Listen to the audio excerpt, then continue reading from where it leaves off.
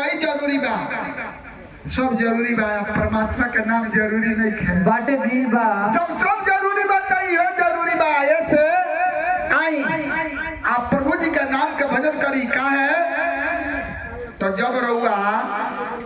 अपन हृदय जब टीवी के फिट कर दे चैनल भगवान से में 3 गो पहले ताप ना आयल, 3 गो पाप उड़ा जाए, देहिक दैविक भौतिक तापा आ राम राज काहू नहीं व्यापा। ये 3 गो ताप पाप आज कल युगों में ना आई। महाराज पूछ दलक लोग कालू का कथा हमने करा है कि भक्ति महारानी पूछती कि जब हम कहा जाए तो भक्त के हृदय में आइए महाराज जा हो गई ला वैसे बता दलक लोग कि आए नारद जी सुन लो ये मीठी भाव रूपी हेमोपैथी का दवाई है जानता नहीं नीमन डॉक्टर के लगे जाओ नु तो बड़का बीमारी का कोई कोनो प्रकार चीज नहीं करता का छोटा ऑपरेशन हो ठीक हो जाए तो बड़का डॉक्टर रहुआ बुझाई ओकरा बातें से आधा बीमारी दूर आ कोनो भौकाल के लगे चल जाए तो वो ऐसा ना हिस्से चुके हकार बनाई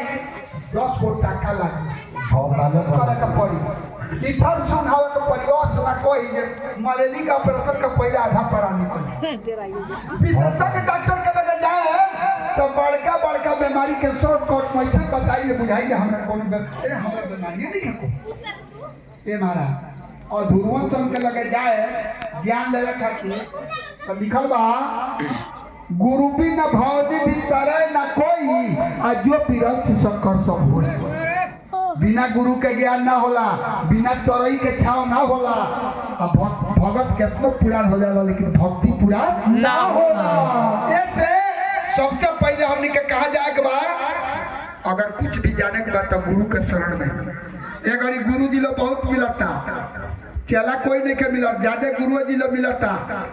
केहू नहीं आ हमनियों के बानी से तो लटक भटक के जाके सटक जाता नहीं सही महाराज गुरु के चयन करे के चाहिए। एगो लड़की के बियाह करे के बाद तो कितना दिन दूल्हा ढूंढत बनी सब हमरा बेटी के दुख ना हो जाए आ एगो गुरु करे के बाद तो हमारा जीवन के सवाल बजे हमारे जीवन के तरह उधार होई के तरह तरी तो हमने में विचार नहीं कर दौने आवता तौने कपुआ भकुआ जौन लौकता दाढ़ी वाला काट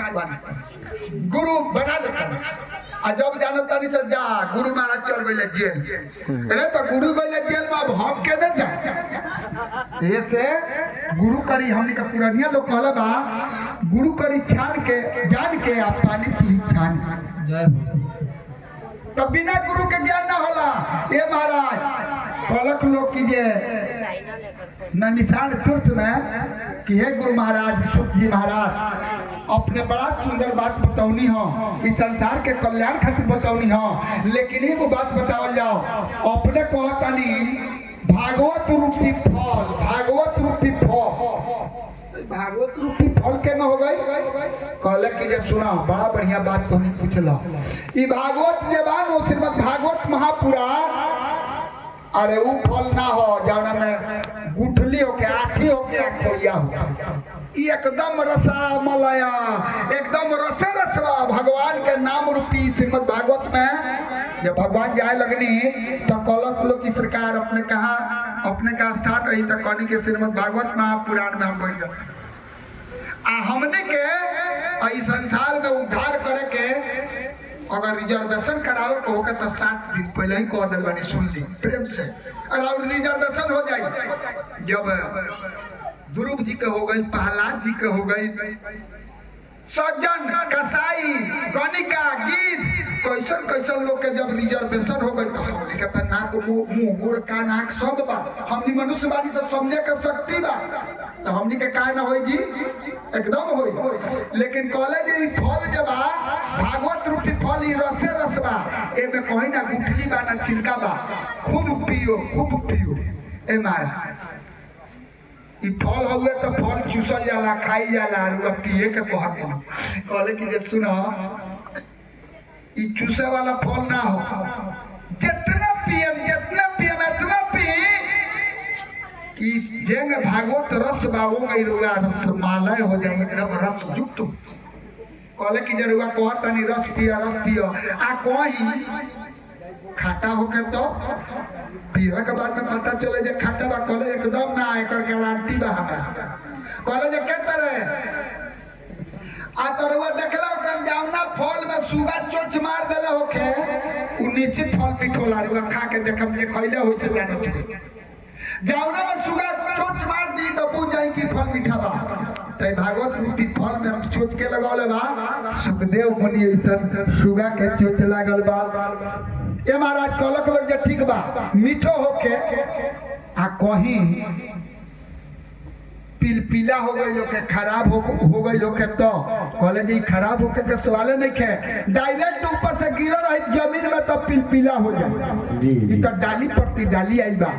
विष्णु भगवान से ब्रह्मा के लगे नारद से